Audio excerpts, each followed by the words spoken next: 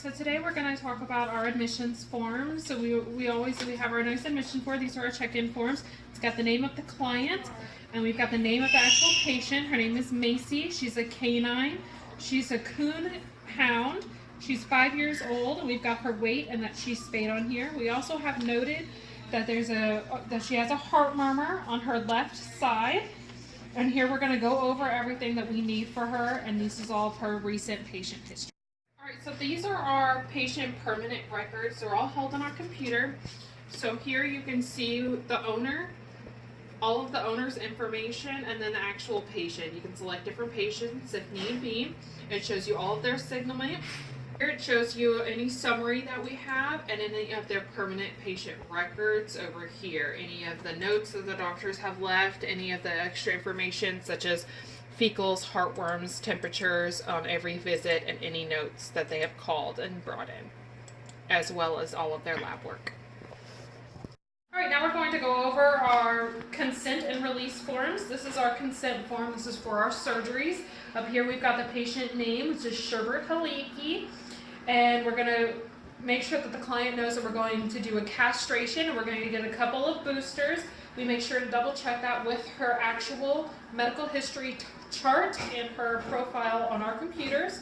We want to have the client sign on here saying that they understand our release to this surgery, our date. And so we're going to go over proper identification for our patients to make sure that we have everybody notarized correctly and what they're getting done. So this is the same patient. This is Sherbert. We've got a last name, the Haliki, and then Sherbert, what breed it is, and what color he is. We want to have his check-in and out date current on here, and we want to make sure we have listed what procedure and what other vaccines, if that is applicable, that he is getting done, to make sure he's getting everything that he needs today and make sure he's getting done to the correct patient. Alright, so these are our laboratory forms. These are the forms that we send over to TVNBL depending on what we need to send or what we need to do. We make sure that we have the owner's information all listed as well as our hospital's information. After that, we list everything that is going to be done to that specific patient. So we're going to have the patient's ID, what their name is, what their species is, male or female, breed, age, and weight. Underneath that, we're going to write our tests that we're requesting, as well as the specimens submitted, and we're to submit the results to make sure everything gets followed through, everything gets sent correctly, and everything is done under the correct patient. Today we're going over our anesthetic consent forms. It just states that today we're going to put our patient under anesthesia, that there are always risks, so we're going to minimize that risk as much as possible, and these are the additional costs. We're going to make sure to go over with the client that we're going to do some pre-anesthetic blood work, if applicable. We're going to do a pain shock. It's going to last 24 hours. We're going to send home some pain meds if necessary. We're going to do an IV catheter and microchip if they need one. Then the client is going to sign that they agree to this, and we're going to get a phone number in case of emergencies. Alright, so today we're going to go over discharge information for Sherbert. He is here today for a cat neuter. First, we're going to start off with water. We're going to give a little bit of water when we go home today. After that, we're going to give a little bit of food, about quarter to half the amount of food that we normally give. We want to make sure that you check the incision before he goes home, or as he goes home today, so that way you know what it looks like. And then check it every so often, a few days after, to make sure that it's still looking clean and there's no infection or any other problems. We also want to make sure that they're not getting any baths or getting wet for 7 to 10 days. That also applies to their activity. We want to limit their activity for about the same time, 7 to 10 days, to make sure that we're not opening anything or having any other issues with their incision site. And we want to make sure that if there are any issues, that there's no hesitance to call and ask any questions to the clinic. Alright, so this is one of the forms that is unique to our clinic. This is our consent form. For instance, if a patient is boarding here or if a owner is going out of town, we want to have them sign this paper. This puts the date of that it is, the name of the patient and the client, and it says in case of an emergency to where they have to bring in, or if we cannot get a hold of them, they place another owner or another friend as their person, and we make sure that we have all of their information, a credit card number, any other extra names, or any witnesses that were done, signed as well. All right, so today we're going to demonstrate how to properly take a patient out of their kennel and then place them back in. So we're going to make sure that the lock is secure. We've got the leash open and in hand. We're going to slowly open the gate just in case they are vicious or they want to bite you. I'm going to slip the leash right over their head and then pull it tight. That way they can't get away and they can't come get you. Right now we're going to properly place her back into her kennel. So we're going to lead her in with the leash. If she's friendly, then we can easily just slip the lead over her head and close the gate. Alright, so we're going to be demonstrating restraint for blood draws today. This is Winky. So for a jugular vein, we're going to pull the patient out over the table and lift up, keeping a finger over the muzzle to sustain her in this position and a finger behind her head to keep her from wiggling out. We want to keep her as still and straight as possible. Once let's say if we want to do a cephalic vein, we're going to restrain her head as best we can to make sure that she can't nip if she was going to. We're going to hold off the vein in order to get a good blood draw. We want to make sure that we're able to hold her body close so she's not able to wiggle away, and hold her head tight.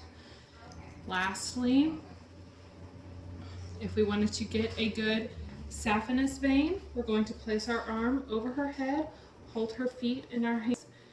For a lateral, we would hold off towards the back here, and the other technician would be able to draw her blood from here. Placing a muzzle, or demonstrating a proper way to place a muzzle. This dog is a little bit sensitive, so we're going to be as careful as possible. We're going to get behind her. We have an extra hand just in case holding her leash.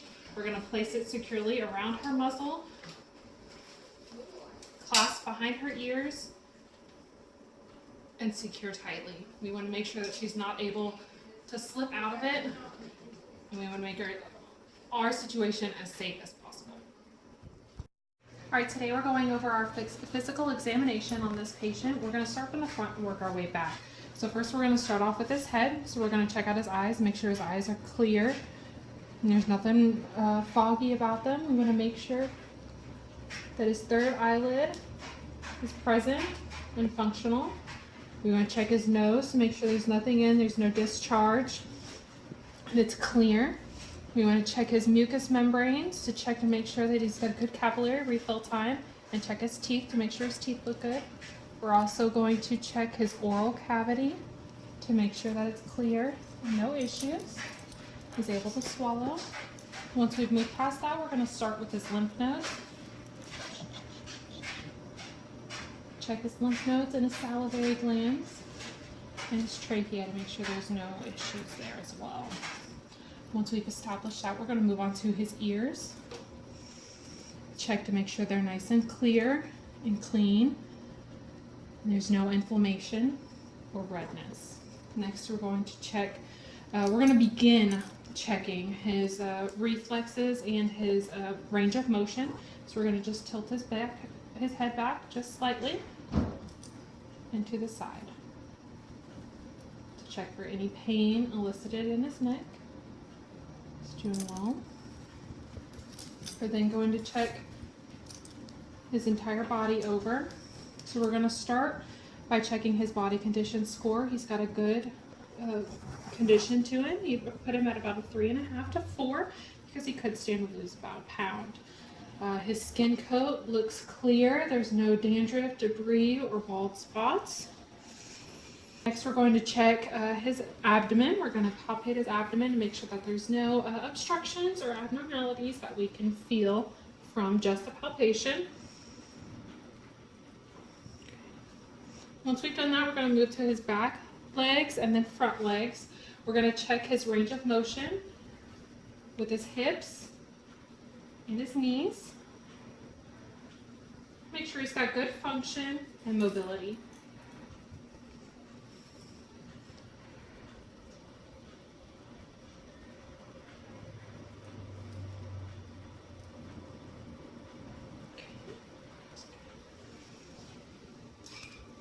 Next, we're going to go ahead and get a temperature on him and then check his actual rectal region. Make sure that there isn't any issues for his anal glands or any redness or inflammation for that as well. It's normal. A normal temp is going to be right around 100 to 101.5. We're also going to check his genital region, and he has been altered and neutered. We're actually going to listen and to his heart and his lungs and get a respiratory rate and a pulse rate.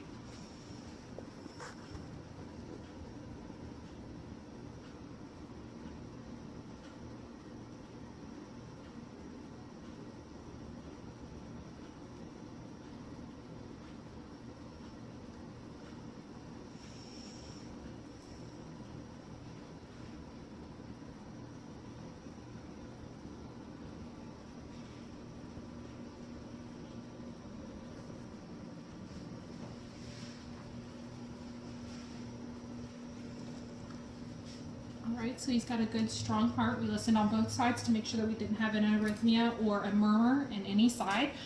His pulse rate was actually about 120 and his respiratory rate was right around 60 beats per minute. Based on all of that information, we're going to establish that he has an ASA grading of 1 because I could not find any abnormalities on his gross exam. Today we're going to be drawing blood from the cephalic vein of this patient here. We're going to get a few drops for our heart rate test. So first we're going to hold off the vein, apply a little alcohol.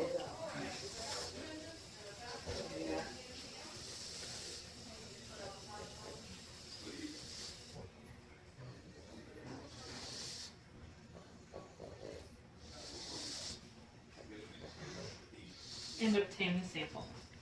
We're going to be drawing blood on this feline patient. We're going to draw blood from his cephalic. We're going to have our technician hold off on the vein, apply a little alcohol, feel for our vein.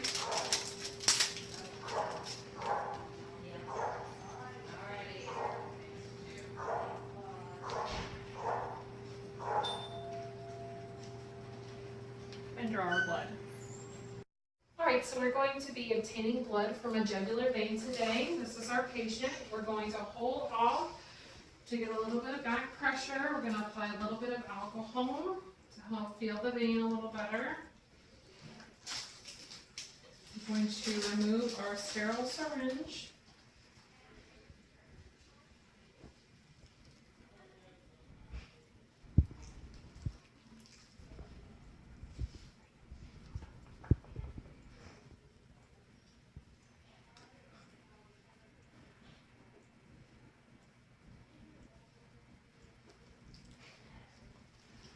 And obtain our sample. We're going to be getting a jugular of a feline patient. We're going to occlude here on his thoracic inlet.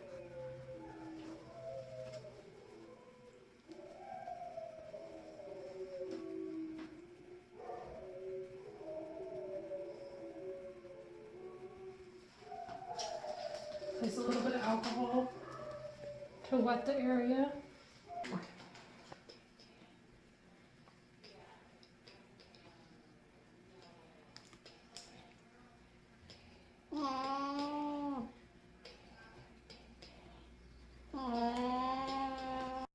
Alright, so today we're going to be doing a blood draw of the saphenous vein. So we're going to apply a little bit of alcohol. And we're going to have our technician hold off.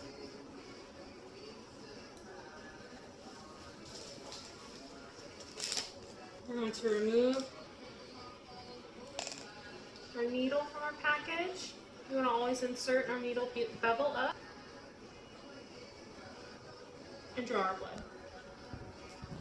Alright, so we're going to be going over our minimum databases that we would like to have for our anesthesia patients. We're going to run a few tests, one beginning with our PCV, which is our packed cell volume. We want it to have for cats, we want to have roughly around 27 to 48. for our packed cell volume, and for dogs we want to have around 37 to 54 for our red blood cell volume. Next is going to be our total proteins. It's going to be our albumin, globulin, and fibrinogen. For cats, it's going to be a good range. It's going to be around 6.5 to 7.9. And for dogs, it's going to be roughly around 5.5 to 7.2. A third test is going to be our glucose. It's going to be our carb metabolism. For cats, a good range is going to be between 80 to 130. For dogs, it's going to be around 80 to 130. Our final minimum database is going to be our BUN and ALT. That's going to check our kidney and liver functions. For the BUN, a good range for both cats and dogs is going to be between 5 and 35. For the ALT, a range would be, for feline, it's going to be around 25 to 97. And for a canine, it's going to be roughly around 8 to 9 to all the way up to 110. As for our additional tests are based on whether or not this dog or cat is showing symptoms of any underlying issues. For example, if there's a bloody discharge in their fecal matter, then we would run a fecal to test for either parvo or intestinal parasites. We could also run for a feline patient in feline leukemia or feline AIDS test to test for that, especially if they've never been tested before. We could easily run radiographs depending on what is internally wrong with the patient, whether that's bladder stones or a broken limb. We could also run urinalysis for that matter as well as a complete blood panel or an electrolytes to make sure that everything is running correctly. We could even go as far as getting an ultrasound done or echocardiogram to check if there's any extra issues with the heart that we were not able to identify. We could also do a thyroid panel if the dog is having or cat is having issues with weight or water retention. This is our surgery patient for today. She's actually getting an ovarian hysterectomy.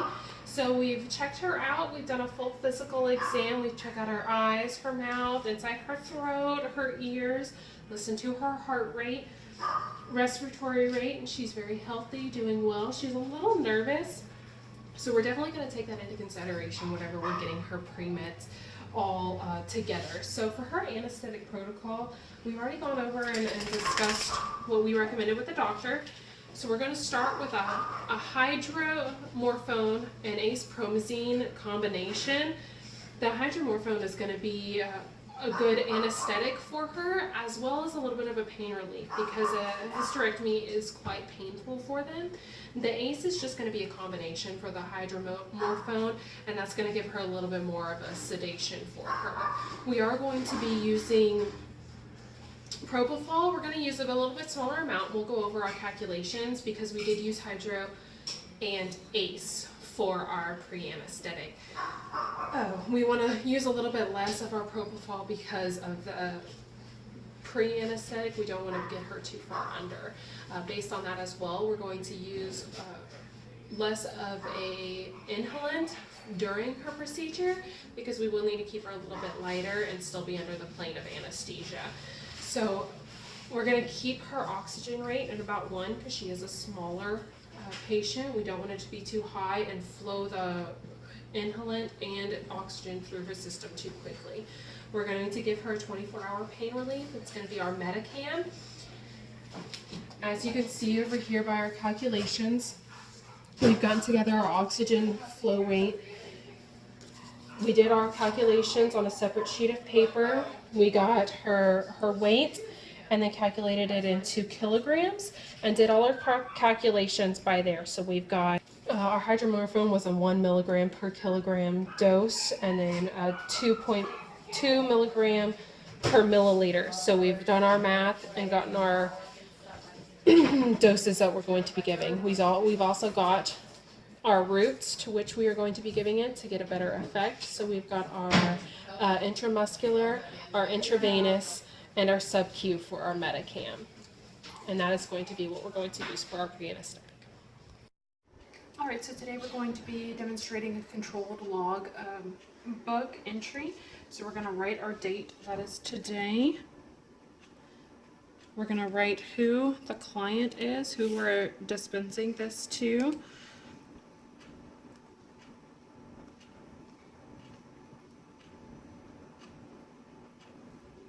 And we're going to write the patient's name on here. Once we have that completed, we're going to write what it is actually being given for.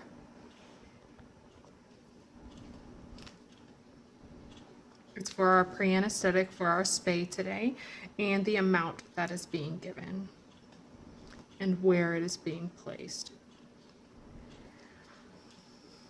Once we're done with that, we're going to subtract from our balance on hand, because that's going to give us, make sure that our counts are always correct. And we're going to initial who wrote it. So we're going to go over our anesthesia machine today. So we're going to begin with our actual oxygen tank. This is our oxygen tank. We can open it here and you'll see the flow of how much oxygen we actually have in it here. Next we'll move on to our flow meter. This is going to tell us how much oxygen we're pumping through our patient as the time goes through the surgery. And we also have our flush valve to pump more oxygen into the reservoir bag or into the patient as needed if we need a larger flow rate. Next, we'll go on to our inhalant gas. This is going to be our vaporizer. We use isoflurane here, and this will actually go through our tube up to our patient. First, we have our inhalation valve. That's actually going to go to our patient, and then we have our exhalation valve, and that's going to go what they're going to push back into our machine. We also have where we place our reservoir bag, which we have here, and this will hold our oxygen as well as our inhalant gas that's going to be pumped through to our patient.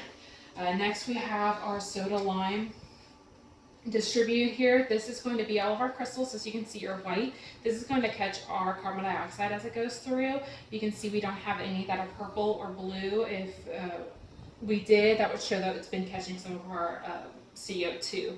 We also have our pop-off valve. We can open and close this as needed to actually breathe or take breaths for our patient if they're not breathing correctly.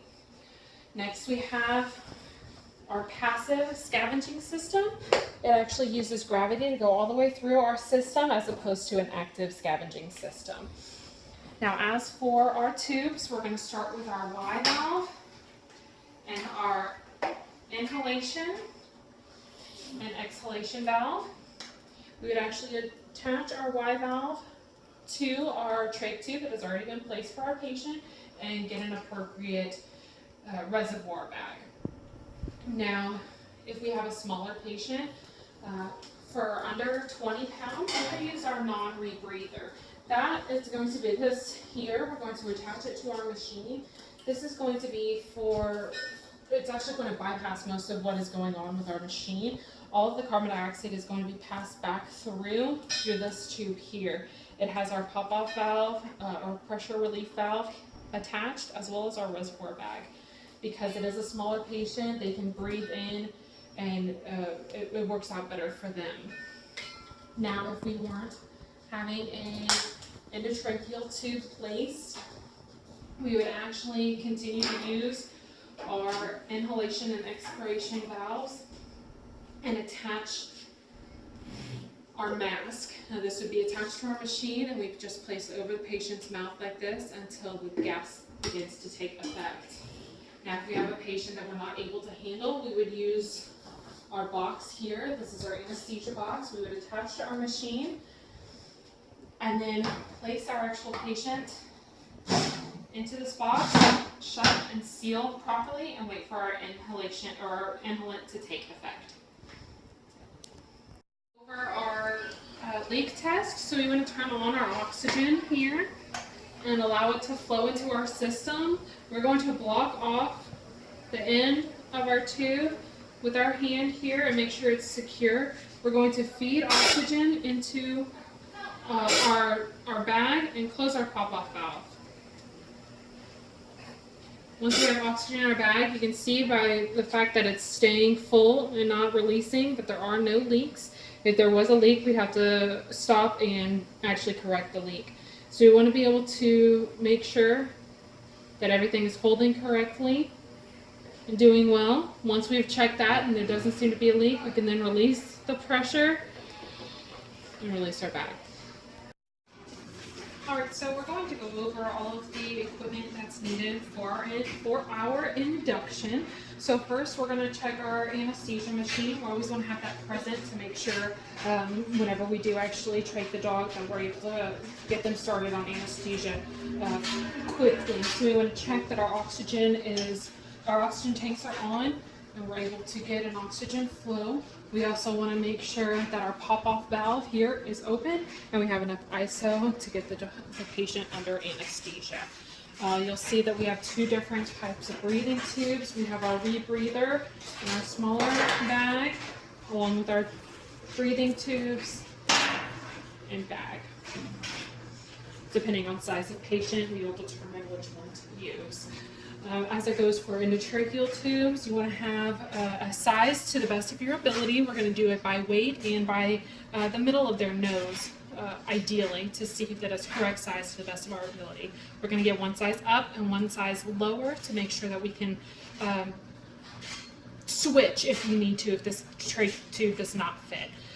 We also have a smaller one for cats, which we would use this internal diameter pipette. That's in order to help against the actual laryngospasm of the cats.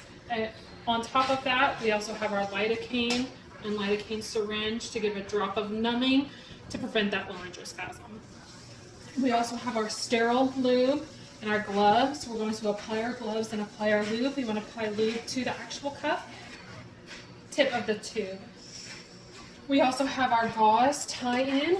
We want to measure the actual endotracheal tube based on the shoulder or scapula of the patient, and judging by that, we would apply our gauze to the appropriate area, tie in, and then tie around the muzzle for a dog and around behind, caudal to the ears for a feline patient. We also have an IV tubing that we can use as a tie-in as well, depending on your preference. We also have our cuff inflator syringe to inflate our cuff once the tube is actually placed inside the trachea. We want to make sure that there's not too much pressure. As you can see, with just a little bit of pressure, it's filled up the tube completely. Any more, and it would be a little too much. We also have a laryngoscope, and that's in order for us to see a little better down through to the trachea and over past the epiglottis. Alright, so today we're going to be placing an IV catheter in cephalic vein. We're going to begin by clipping the area.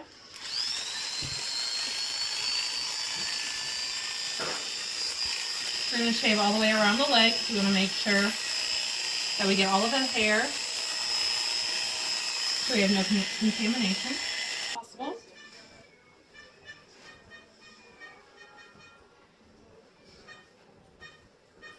We're going to clean at least 3 times, switching back and forth from Chlorohex and alcohol.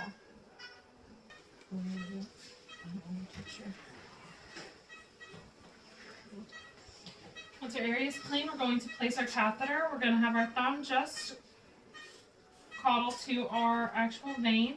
We're going to place our needle to the side and into our vein. We're going to insert just a little further to make sure that we're still in the vein, and then feed our actual catheter.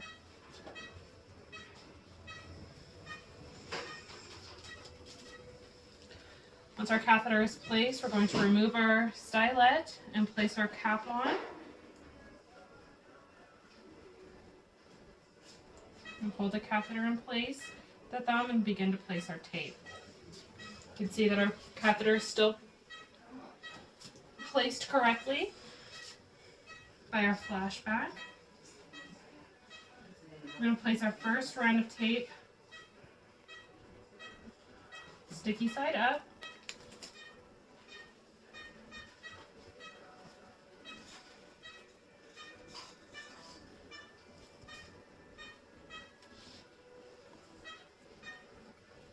And encircle the leg. Once we have our first tape, we're then going to place a second 1-inch piece of tape to secure the catheter in place. I'm going to place this piece of tape with the sticky side down.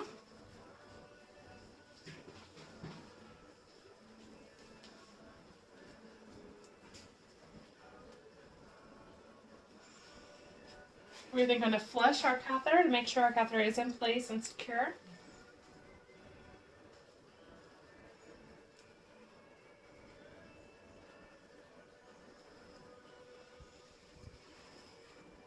And place a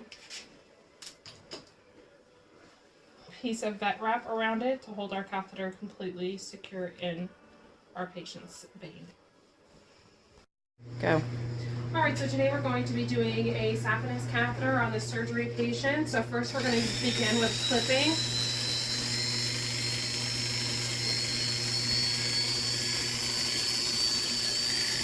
We're going to clip all the way around. Our chlorhexidine scrub in a target pattern. On our patient, we're going to start from the center and clean outwards. We're going to do 1 chlorhex, then 1 rinse with our alcohol solution. The left of our vein, we want to make sure not to place it on top because that can ruin our aseptic field that we just got. We're going to go just to the side of our vein.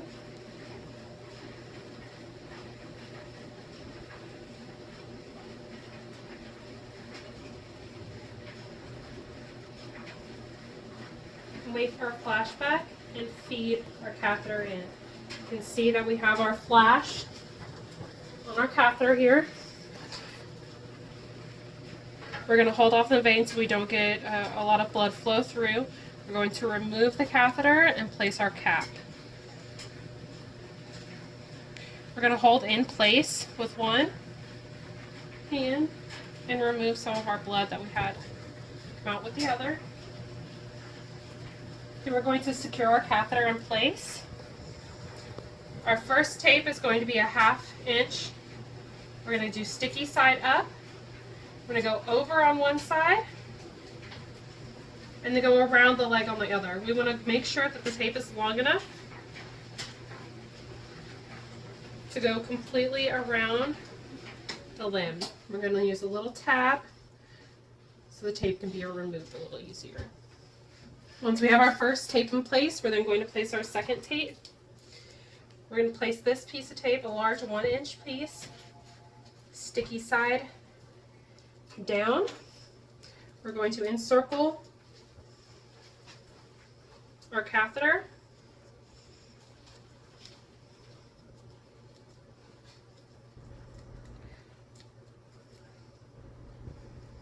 And use a tab to hold in place. Once we have our catheter in place, we are then going to get a flush to ensure that our catheter is still in our vein.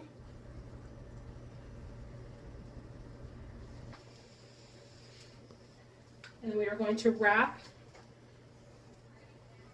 just to make sure that we have our catheter placed. Our induction process on this patient here.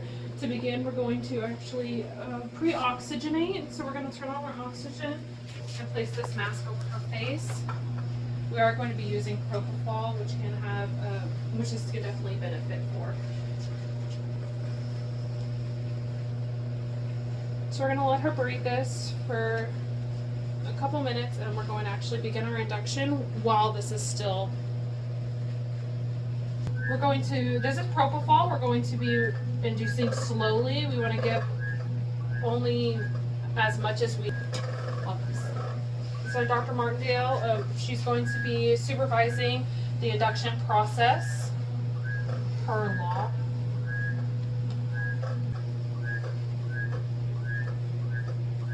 Why is she breathing like this? Oh, hydromorphone.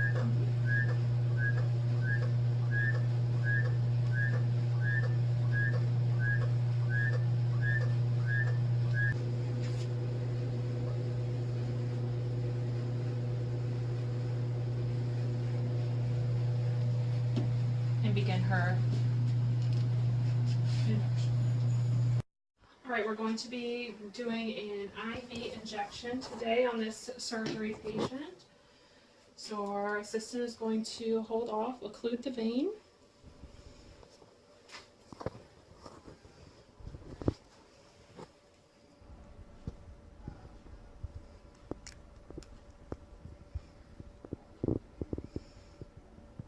We're going to always insert with bevel up.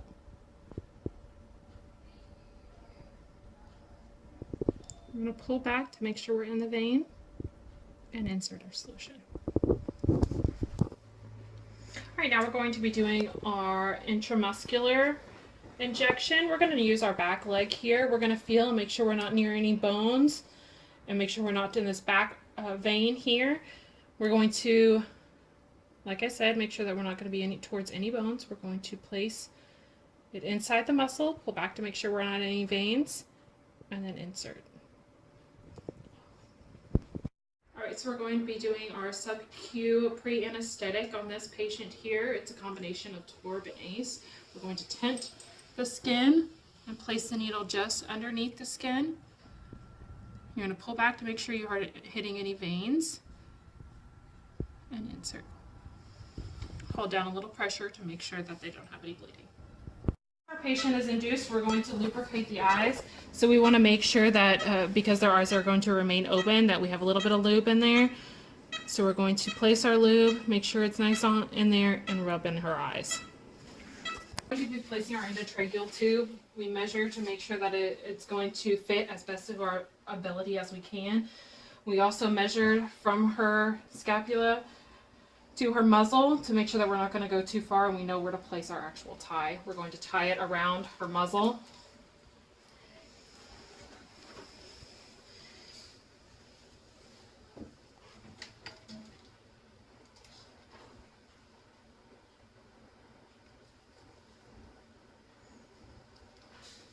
You have the choice of whether you would like to use a laryngoscope or not.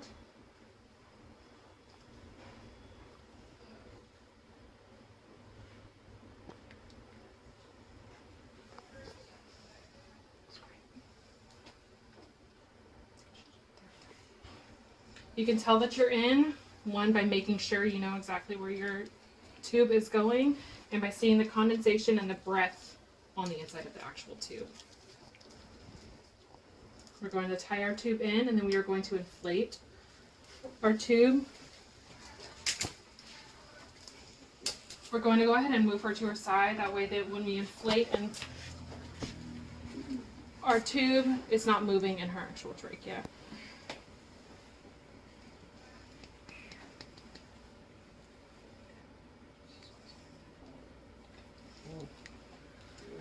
Prep our patient. We're going to do a quick clip. We're going to go all the way up her xiphoid process, all the way down to her pubis. So we're going to shave in both directions. We're going to shave with the hair and against the hair. Because we want to get as close of a shave as possible. We're going to give her a wide range because we are doing a large surgery today. We want to make sure that there's no hair that can contaminate.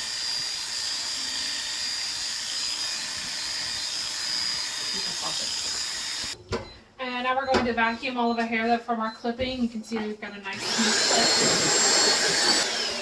clip. You want to use a vacuum instead of just wiping it off because you're going to get more of the hair off of her with the vacuum. All right. You gotta make sure you get this in there.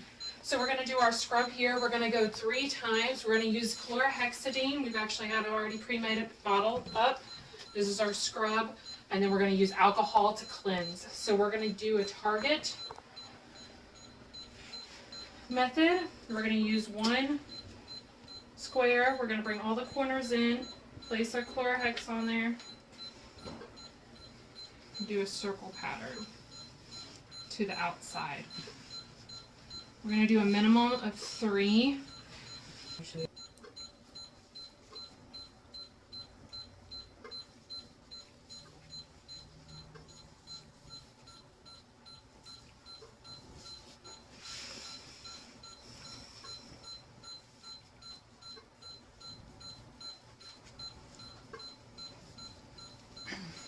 Once you've got her thoroughly cleaned, then we can use our alcohol to cleanse the area, and we're going to cleanse until the sponge runs clear.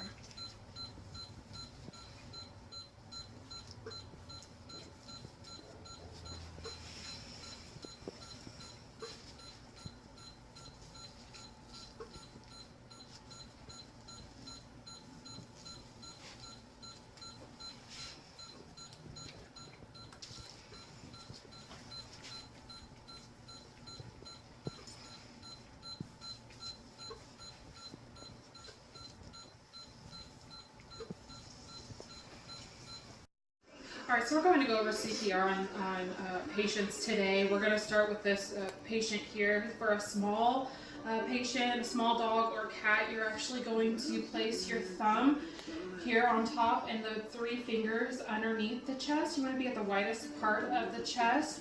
For a medium dog, you would place one hand under and one hand over, and you would place it at the 5th intercostal rib. For a large dog, you actually want to place a book or sandbag, something large and hard that can keep them pressure against them on bottom, and then 2 hands on top and put down our pressure. The pressure is going to be at the widest part of their actual chest cavity. Now the rate is going to be 1 to 2 times per second to generate a heart rate of 100. As for our actual compressions, you don't want to compress too far. It only wants to be 1/3 of the actual depth of the chest. So you only want to pressure so much as to give a little bit of breath. You want to be able to have resistance to where it actually bounces back. You don't want to hold down. You want to do a quick compression. We also would use an ambu bag. Now at this clinic we don't actually have them, but you'll see it actually goes into the patient's mouth and you're able to breathe for them. For us, we would use a mask and or a trach tube that we have already placed and use a bag and pop-off valve to close and give breaths. Alright, so now that we've clipped and cleaned our area for this patient, we're actually going to move her from here to our operating room. Her tube and carry her to the exam table. We're going to keep her as sterile as possible because we just did our clean, and then do a final clean once we have moved to our table and strapped her in.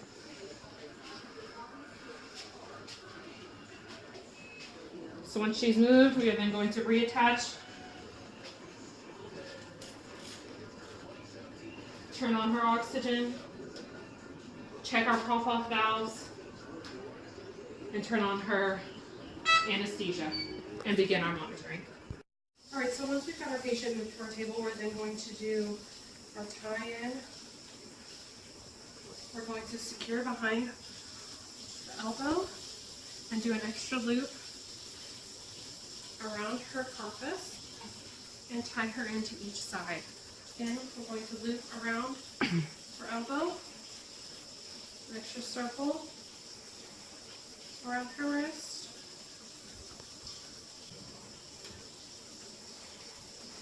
Got her tied in on front, we're going to go to her back legs.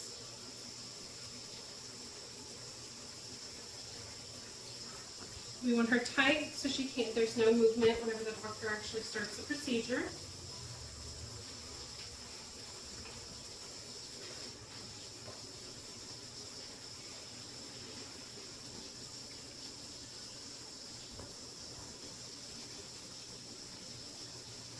We want her as straight as possible. Once we tie her in, we will then begin our hookup of all of our machines. We've already got our hooked up. We've got our gas on and our oxygen on. So we're going to begin with our ECG. We've got 3 separate attachments. So we have her right arm, Here's the alcohol. Her left leg and her right forearm. We're going to use alcohol to get our actual ECG to work and run correctly, and then turn on our machine. Once we've got our ECG, we are then going to attach our pulse ox. We're going to make sure to get a good heart rate and reading on her. Once we have attached that, we are then going to move on to our blood pressure cuff. We are also going to place our thermometer. We're going to place this down next to her endotracheal tube and get an accurate temperature on her so we can keep a good monitoring system. Alright, so we're going to be placing an esophageal stethoscope. We're going to place it just next to our trach tube here. We're going to place it deep enough so we can actually manually hear our heartbeat rather than just using our machine. So we're going to place it deep enough to be next to the heart and listen to our heart rate. You can see on our anesthetic machine we've got our ECG reading, and it's showing all of our P, Q, R, S, and readings on here. We then have our blood pressure. Our blood pressure is going to show us our diastolic and systolic readings as well as our mean. We then have our SpO2 reading. We've got our heart rate and our oxygen fluctuation here in the 95. We also have our respiratory rate and our temperature. We've got everything hooked up as we showed before, and all of our readings can be redone by pressing this button for our actual blood pressure. You can see all of our flow rates being read right here. Alright, so now that we've got our patient all hooked up and ready for our surgery, we're going to get our first reading. We want to make sure that all of our readings are correct, they're all working right before we begin. So we've got all of our patients' information. We've got what we use for our pre-anesthetic, our induction drugs, and then all of our monitoring necessities that we need to make sure we check. We're going to begin at 11:45, and we're going to write down everything. We're going to write down her respiratory rate, her temperature, her SpO2, oxygen level, blood pressure, capillary refill time, and mucous membranes. We're going to check everything manually. We're going to check our membranes, make sure they're nice and pink. And they have a good refill time. Okay. Okay. I'm listening.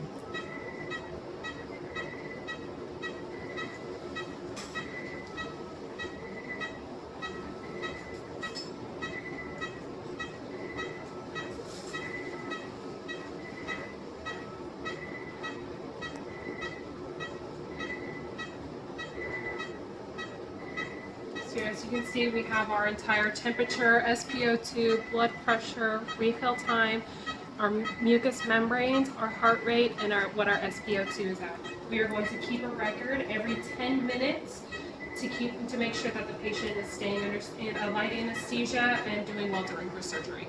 We begin by actually washing our hands, getting nice and wet all over.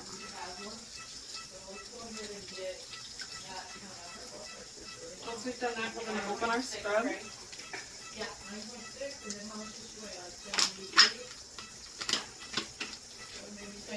We can clean out our fingernails with this piece here underneath if we had any fingernails. We're going to rinse in a little bit of water. We've got a little bit of soap on it. And then scrub with this side here. We're going to start with the tips of our fingernails and work our way around. We're going to do each one 10 times. Each time is up and down is 1.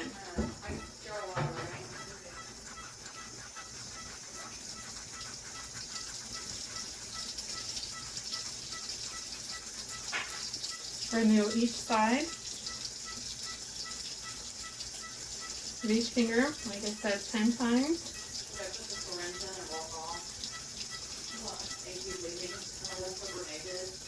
when we were doing that big on butter, and she kept leaving. Yeah. And then when I came back and I was pushing it, yeah. Yeah, it was like, I bet she didn't last very long over at UVA. She was difficult. Oh my God. It was too much. Yeah. It was like, wow, you got issues. You probably have to use some skills, but she was just difficult, you know? Yeah, exactly. Yeah. You want to keep your hands and your up and out as well as your elbows. You're going to be scrubbing all the way to your elbows.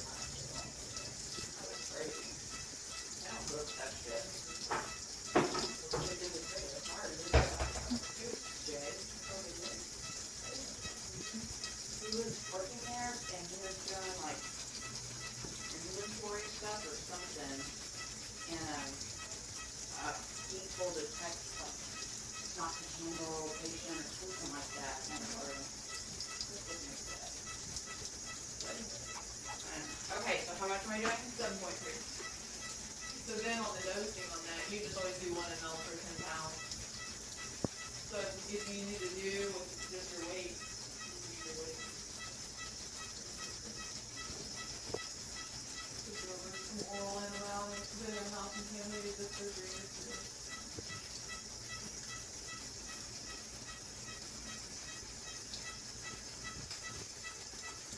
Breathing well, got good blood pressure. Yeah, she's hurting. Yeah, and it's also giving her fluid. I got her fluid sensitive. Pretty good too. Yeah, I'm watching that.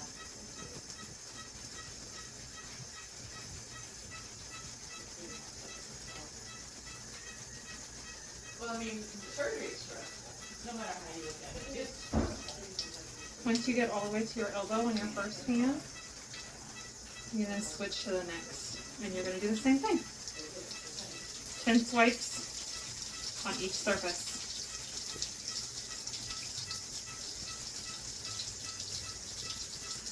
Or you have the alternative of doing a full 5-minute scrub. Once you've been fully scrubbed, you can drop and you're going to rinse. You want to keep your fingers up and just slowly rinse. You can go multiple times. You just want to make sure that the water does not roll downward towards your fingertips. When you rinse, you want to still continue to keep your hands up. Behind you, you have your sterile gown and hot towel. So you're just going to pick up with one hand and dry out. You're going to keep one side for one hand and arm, and one side for the other. You're going to dab until you're completely dry. All the way down. Keeping the hand on one side, you're going to switch. To dry, you're going to pick up your gown. You'll see you have your sleeves.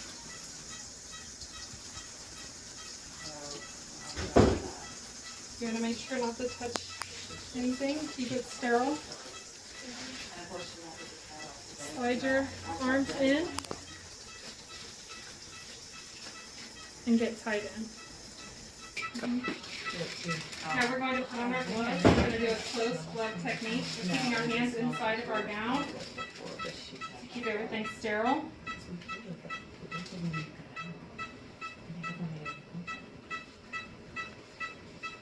We place the fingers towards us, towards me, and slip our hand in there.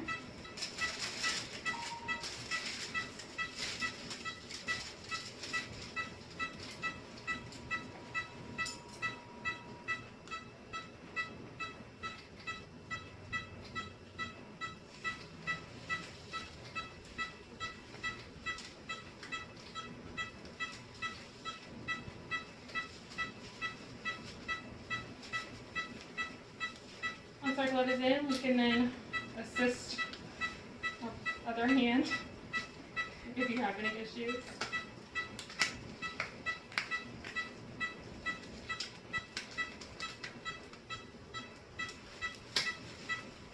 And pull our gown down to help pull the glove in. pull your cuffs all. Then we can pull our cuffs all the way down on both sides.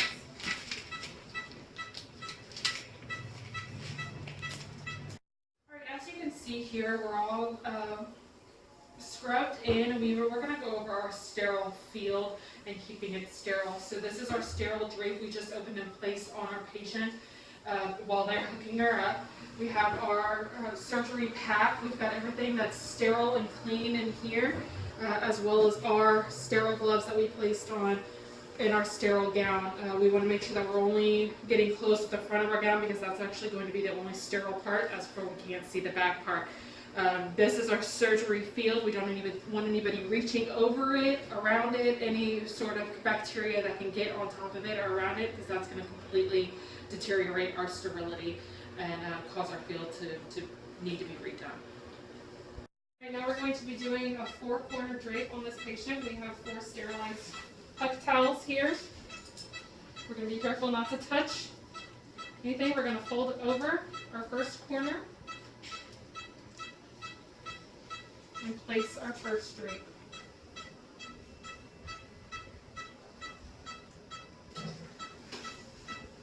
Once we have our first drape, we can then place our second. We want to place it a little further in than out because we can always pull the drape out. You can't pull the drape in. You want to be careful not to touch and to place as far to give a wide range as possible. We're then going to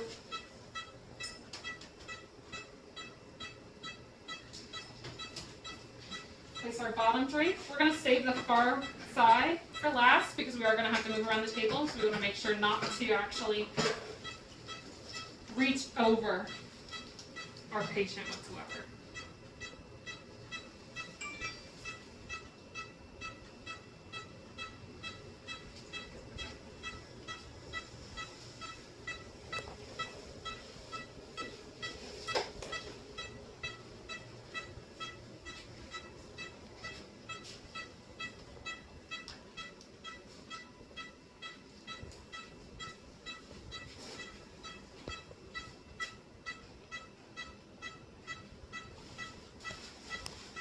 So today we're going to be setting up our surgery instruments and tray for our doctors. We have our pack here. We're going to sterilely open our pack by opening and making sure not to touch any part of the inside.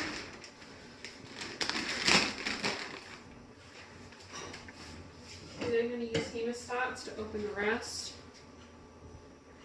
I'm going to grab by our tabs, pull out.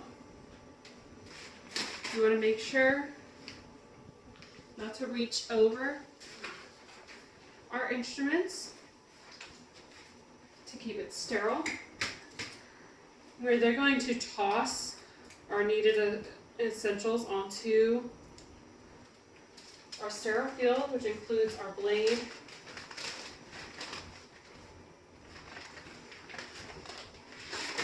a surgery drape, and a pack of sterile gloves. You want to make sure not to reach over anything to keep it sterile. You want to always pull your papers out and open.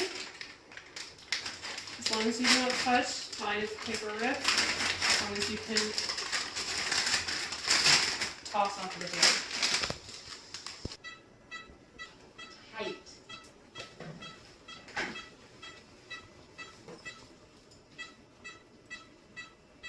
See how I didn't get through my peritoneum? So I needed to hold that.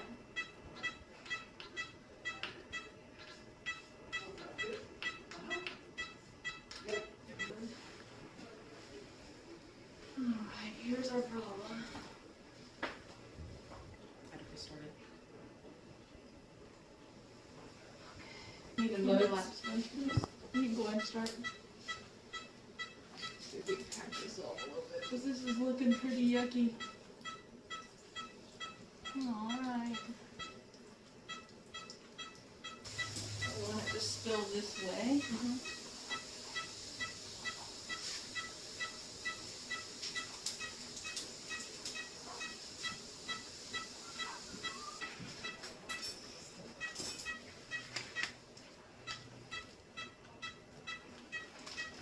Maybe once a car sickness meds, but probably, I don't know how. To place our blade onto our needle holder, or onto our scalpel holder. For our doctor. You want to slide it into place and wait for the click, and that's how you know that it is secure. You want to make sure not to hand the blade first to the doctor. Scalpel.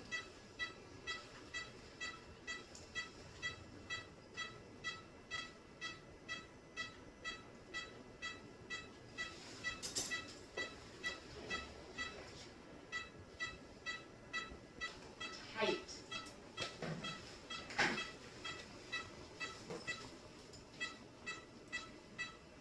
See how I didn't get You missed that?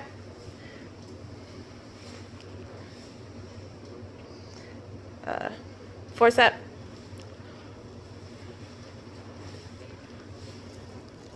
Alright, so today we're going over sterile technicians and their responsibilities.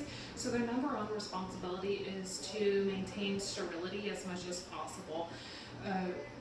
It's not always 100%, however, they're going to do the best that they can. The next is to assist the surgeon during surgery.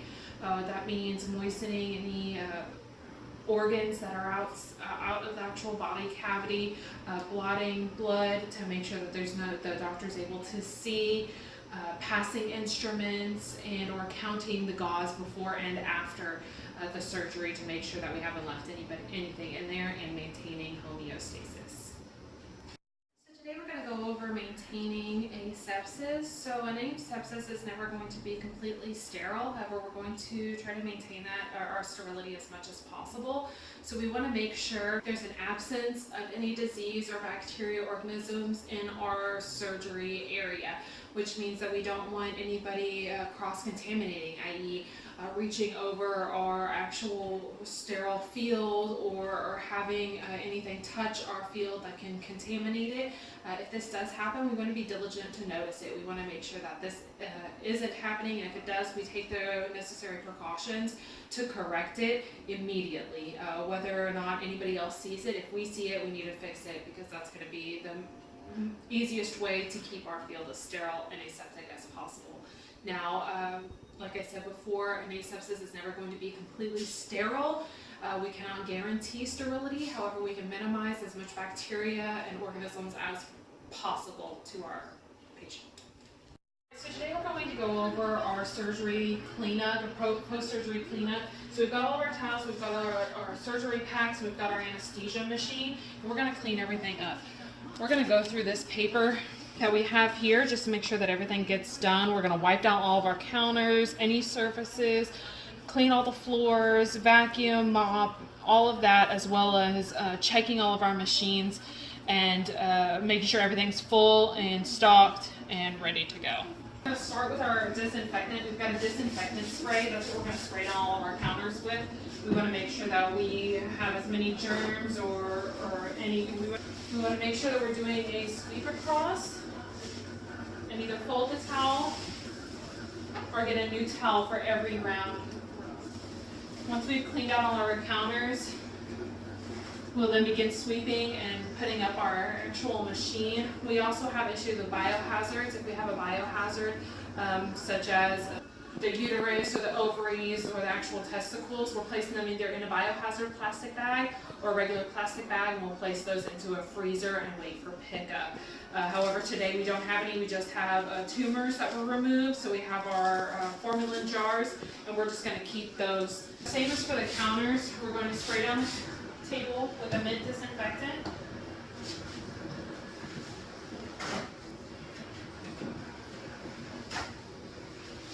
And wipe a single layer every time. We want to make sure that it's being cleaned. We're not having any cross-contamination or wiping any bacteria back over the table once it's wiped through. Once we've cleaned our table, we'll then go to our packs and clean our packs. So we do still have some sharps on our actual table, so we want to be careful of those. Any sharp products or needles, we're actually going to remove scalpels, needles carefully. and place them into a biohazard container to make sure that we don't have any issues or anybody having problems with their strips. Well, once we've cleaned all of our tables and check our oxygen as well as our anesthesia, so we can check our oxygen by actually opening our oxygen containers. We'll see a pressure valve in here telling us how much is in and whether or not it needs to be filled. We'll also check our isoflurane. We've got a sensor that tells us how full or empty our actual anesthesia is, and we'll need to fill that as well. We'll make sure that we're testing all of our tubes after every surgery to make sure we don't have any leaks or any issues for our next surgery to begin the next day. Alright, so we're going to go over our scrubbing of our instruments. Soaking here, this is in a pH balanced scrub here. It's distilled cold water that we've soaked in Nolva sand because it was a little while ago that we performed our surgery. We're going to use this bucket here. This has our warmed distilled water, and we're going to use this soft brush and also this soft toothbrush to make sure that everything is thoroughly clean. And we've got a Chlorohex Nolva sand solution for a scrub that we're going to clean them with.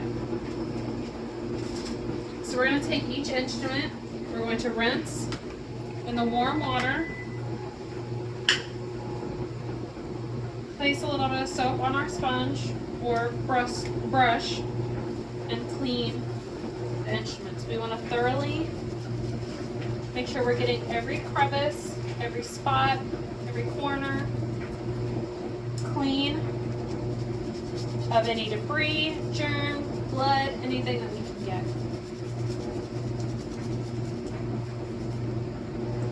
Once we feel we've got the instrument thoroughly cleaned,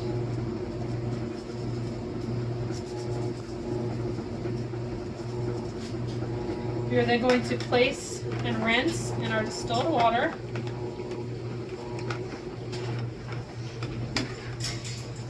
And place on this towel to dry. Once we've finished all of our instruments, all of their scrubbing,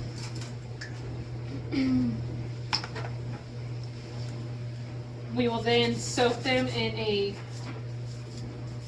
lubricating spray that we have to make sure that all the hinges stay loose and nothing sticks.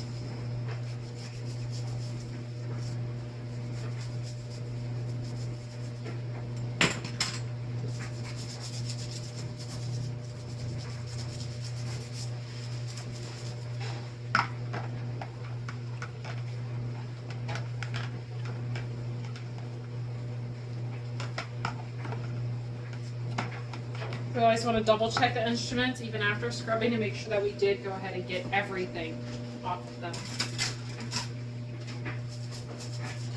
We do not actually have an ultrasonic cleaner here, so that's why we want to be as thorough as physically possible with our scrubbing. Any grooves, we want to double check and triple check them before placing them to the side to dry. We want our instruments to be dry before we start the packing and begin the autoclave.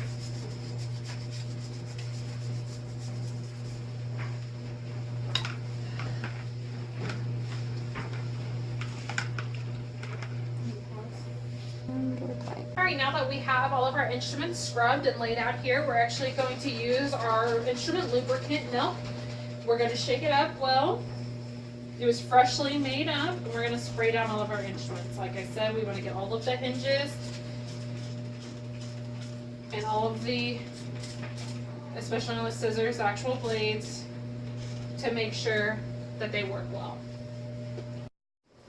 Alright, so now that our instruments are done drying, we're going to load them into our pack. We're going to first get them in order, so we're going to actually start with our towel clamps, because that's going to be the first thing that the doctor is going to use. Next, we're going to use our tissue forceps. Then we're going to go to our curved hemostats. As you can see, we're going to have everything curved or facing the same direction in our packs. And we're going to go from smallest to largest. After our curved hemostats, we're going to go then with our straight, again, smallest to largest. There's a couple of different varieties. And we're going to go with our actual scissors because this is going to be one of the last things that the doctor is actually going to use. We're going to start with curved. Size order.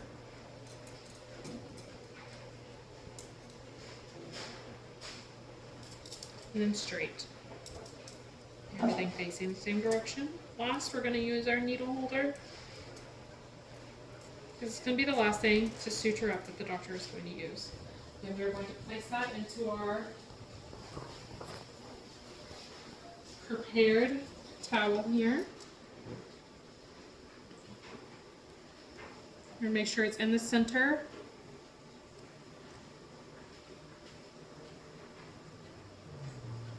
We're going to line up.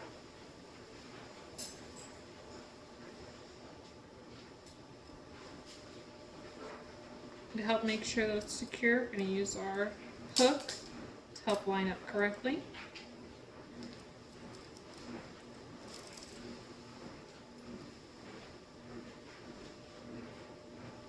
And there's scalpel there.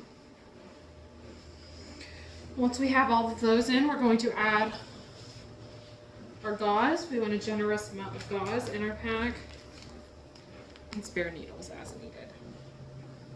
We're then going to place in our OK strip.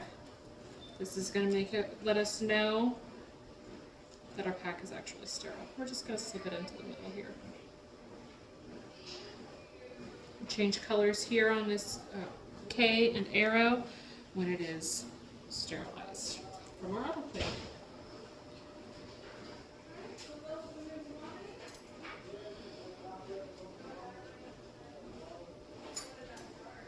We're then going to tightly pack our pack. We want to get as tight as we can. We're going to fold over our tabs for easy access for opening in a sterile environment.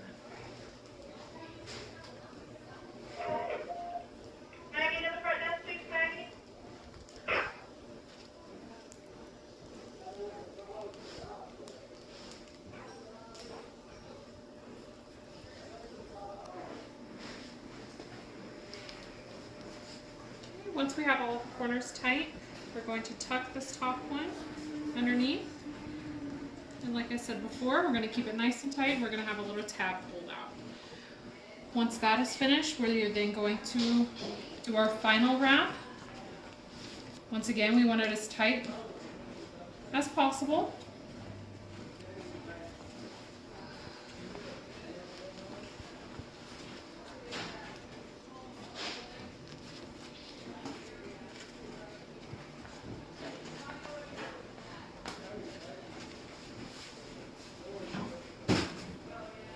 And as even as we can.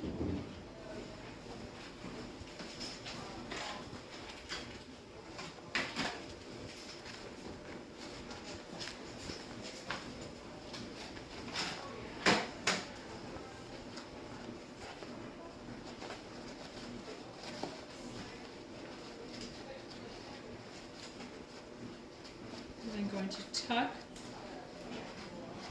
for this as well. Keep it nice and tight. Once we've got that all wrapped, we're going to place our tape all the way around to make sure that it stays in place. I'm going to go overlap a little bit.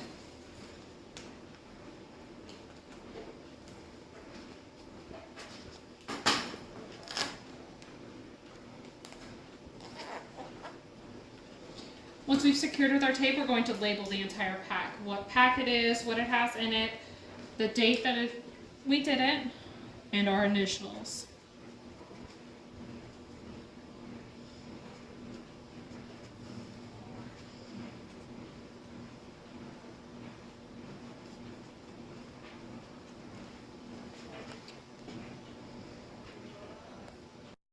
All Alright, so we're going to be wrapping our gowns. So we are just using this table because it makes it a little bit easier. So first we're going to place one arm over.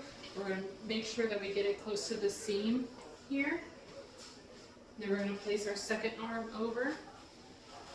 We're going to cross them and make them as even as possible. After we've crossed our arms, we're going to take our edge of our gown and bring it to the center. What we're going to do is we're going to line up our arms, the holes, to make sure that we can access them. And make this as even as possible, right to the seam. Same for the other side. Bring in our side, all the way to the center, straight to the seam. Once we've done that, we're going to pinch each side and bring it together. You can fold it whichever side you prefer, as long as it's in the half. Once it's in the half, once again, you're going to find your sleeve holes. You're going to always be able to access them. You're going to get it as smooth and straight as you can. And then fold in half again. As you can see, everything is straight and it's only folded in a way that can be easily dropped open. We want all of our strings out and visible. Once we've got our gown small enough, we're then going to fold all the way up. We're going to fold in an accordion style.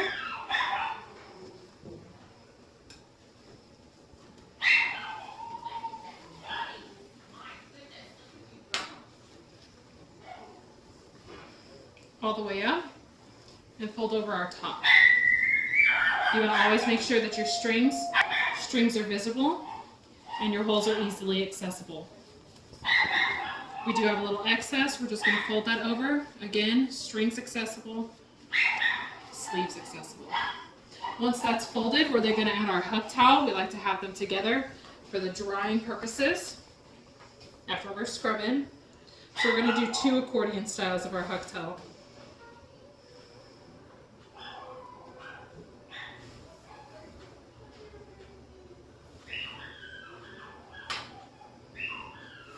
Long and then short.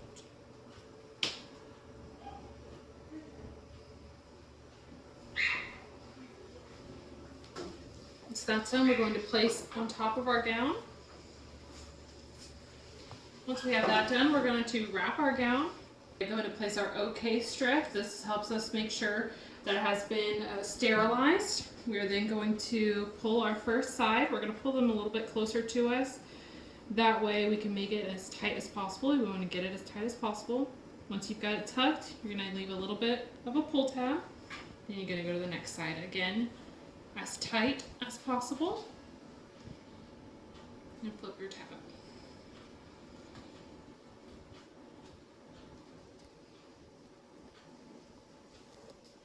You're going to always have a little bit of pressure to make sure that it stays tight. Once you get to your last pull, you're going to tuck and leave your little tab. You have the option to go ahead and secure with your autoclave on this. We like to have an extra secure wrap. So we're going to wrap one more time, leaving our tab.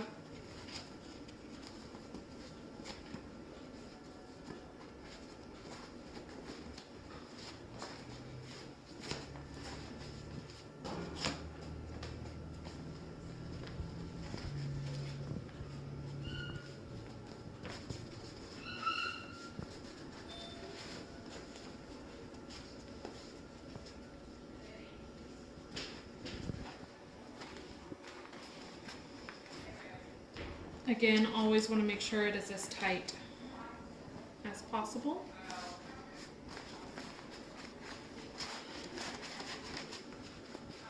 Again, you're going to tuck and leave your tag out. Once that's done, you're going to use your autoclave tape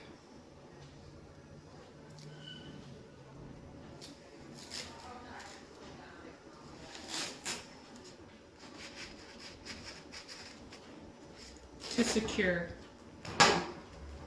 We're going to go all the way around to make sure the tape will fit correctly. Once you've taped it, you're then going to label with what exactly is in and when you did it, or expiration date.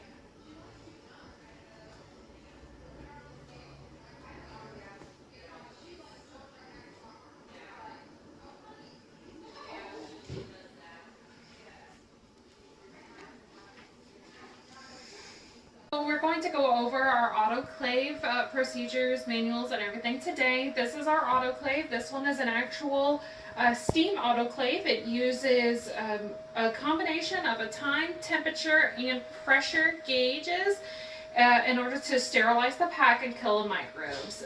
If you are unsure of the actual settings that needs to be set on per different packs, gowns, or drapes, it does have an instruction manual for you to go on. Start with this here. This is going to be our beginning knob. We're going to press it to the fill water here and open.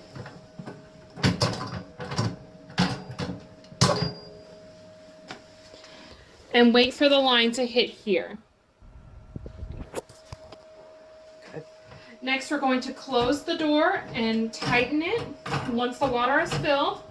Once we've got it really nice and tight, we're going to you have it shut and locked tight. You're going to flip the switch from the fill water to the start. Once you have it set at that, you're going to make sure that all of your temperature and timers are going. We're going to set our timer to 60 or 15 minutes depending on what pack is being set. Then we're going to press start. Once the timer has stopped and we're ready to switch our knob to dry, we're going to give it about 30 minutes to vent everything and release our pressure in here and allow the items to dry out. Once they're dried out, we're going to release the door and we're going to wait about another 30 minutes to make sure everything is fully dry before we actually want to do anything with our packs. Now we're going to pack our autoclave. We're going to make sure that we use the same common type items that are going to be set at the same time and same degree. So we have small drapes and a light feline neuter pack. They're going to be different than our, for instance, our surgery packs that have a lot more instruments and are a lot more thick. So we're going to take these and we're going to place them into our autoclave. We want to make sure they're nice and even.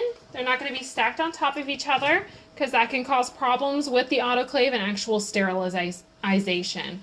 This autoclave, as you can see, has different trays that you can insert. So if we did have more drapes or more small packs that needed to be done, we could insert another tray and place them in there as well. We want to make sure that nothing is touching these edges here because that can cause the autoclave to actually catch fire. Once you're done placing these in there, then you can go ahead and shut the autoclave or get the process started to shut and fill our autoclave. Next, we're going to go over all of our actual settings for this specific machine. Now for this one, the packs and pouches or drapes are going to be done at a different setting. So we're just going to start with that. For instance, our packs are going to be set at 250 at 60 minutes. We do have a couple of cheats laying around here, and if you do have any questions, you can always check your manual. So we want to make sure that we set our temperature to the correct one, whether it be 250 or for our pouches and our drapes, we're going to be set at 273. For the 250, we're going to set it at a full 60 minutes and wait for our timer to run out.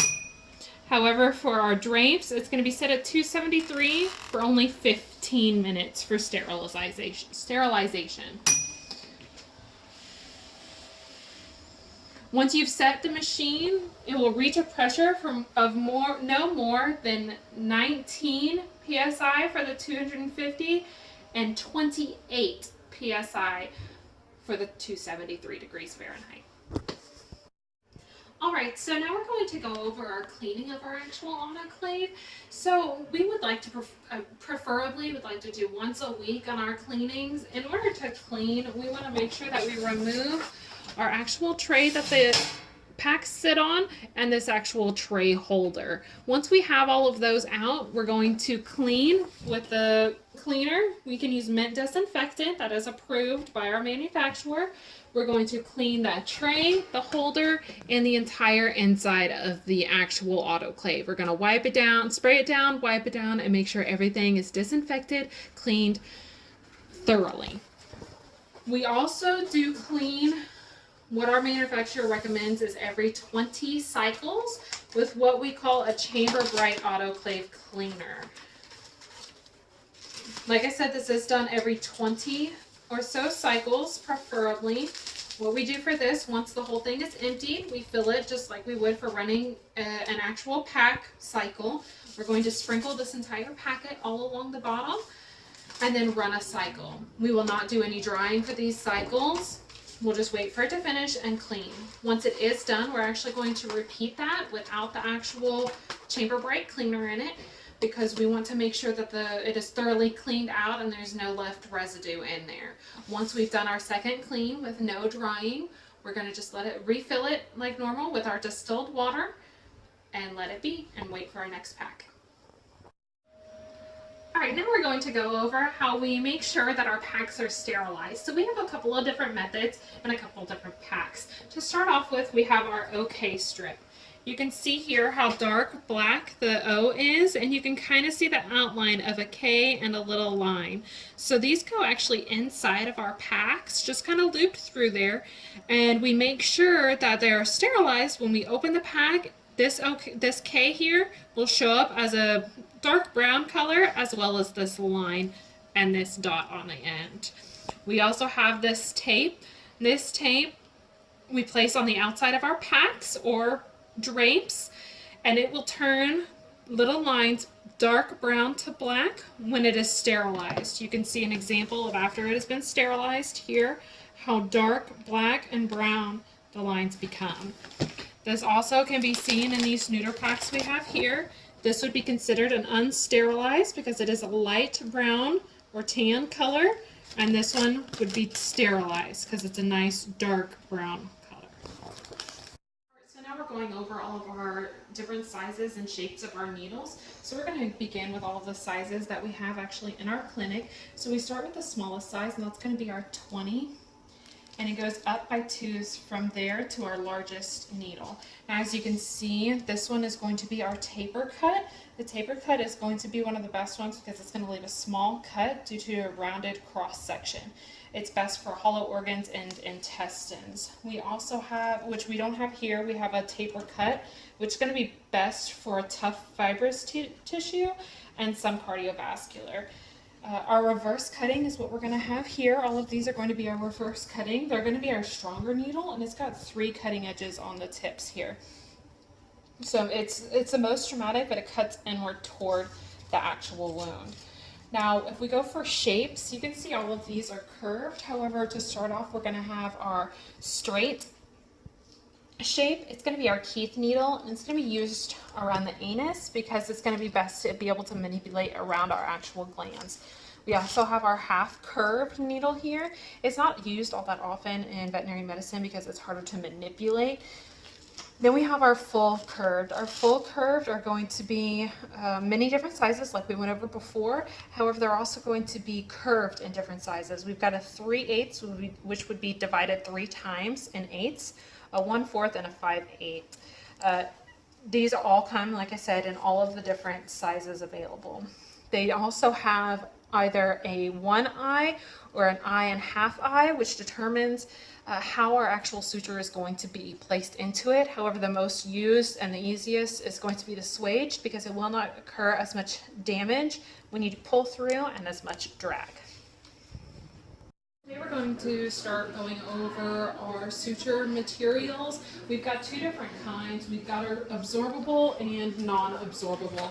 So with our absorbable, they're going to be a monofilament and a solid piece. We have 4 different samples here that you can see. We're going to start with our 1-dox or the polydioxanone. We like this one for our body wall because it's going to last longer. It's going to last up to about 6 months. Now for our next one, it's going to be a sorbicrome. It's a polyglucolide. It breaks down about 3 weeks, so we would like to use that for our skin, subcu layers, neuter cords, and or enterotomies, etc. We then have our Vicryl, which is our polygalactin. This one is considered a braided absorbable material. It bends a little easier. However, we do not want to use it in our intestines or in the interior. Our knots will secure better, but it's not used all that very often. Lastly, we have our polyglycolic acid, or PGA. This one actually can go to our smallest possible aught, which you can see it's our 6-aught, and it's for cherry eye surgeries specifically. Now, all of these different materials can all be done starting off with a 0 to 2-aught, 3-aught, going all the way up to 6-aught, as you can see here. Next, we have our non-absorbable. Our non-absorbable, we have 3 different options that we actually have in the clinic here. We'll start out with the one that we don't have in clinic and don't have a sample of, and that's going to be our stainless steel. The downside to that is it has sharp edges. However, a good setting is it can deter a patient from interaction at the site or having any sort of surgical aversion to the actual suture. Next, we have our pseudo monofilament. That's this one here. It's a bronamide. I also want to point out that all of our sutures, as our absorbable sutures, are all going to be swaged, which means that they all have the needle already attached inside of our sterile packaging.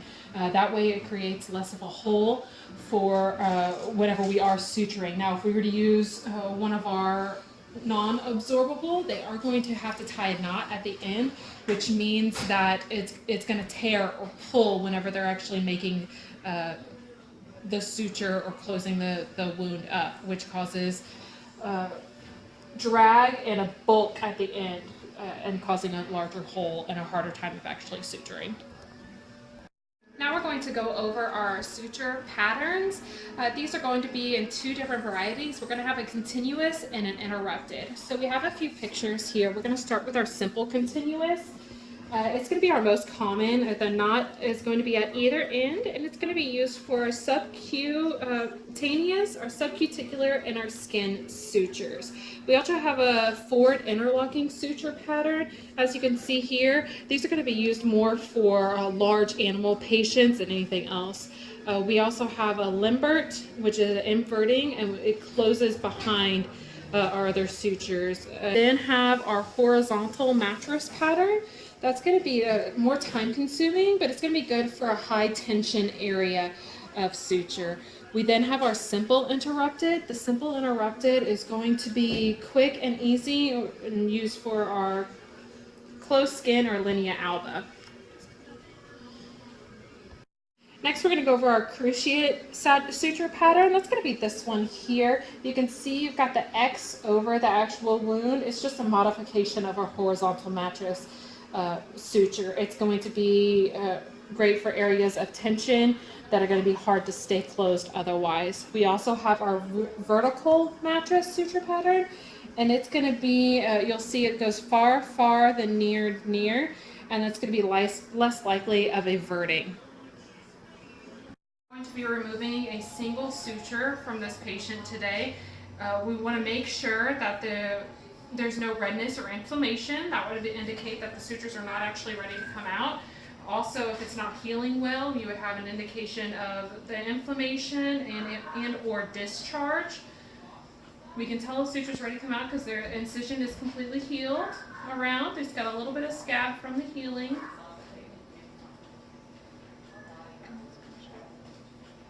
So we're going to lift and clip the suture right out.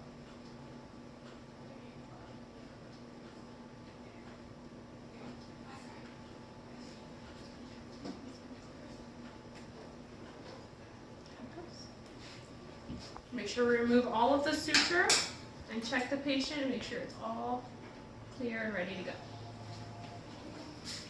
That's beautiful. There's a suture. Right here. So I'm gonna show you this little suture, but I can't see it. There it is.